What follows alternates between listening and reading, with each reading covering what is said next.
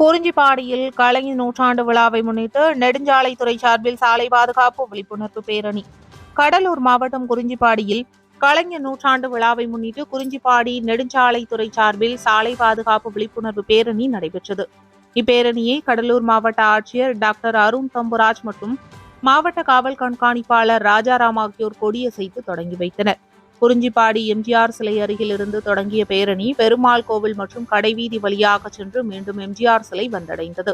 பேரணியில் குறிஞ்சி பாலிடெக்னிக் கல்லூரி மாணவ மாணவியர், ஆசிரியர்கள் மற்றும் நெடுஞ்சாலைத்துறை அலுவலர்கள் ஆகியோர் கலந்து கொண்டு சாலை விதிகளை மதிப்போம், விபத்தில்லா பயணம் செய்வோம், போதையில் பயணம், நொடியில் மரணம், தலைக்கவசம், உயிர்கவசம் உள்ளிட்ட வாசகங்கள் அடங்கிய பதாகைகளை ஏந்தியவாறு பேரணியாக சென்றனர்.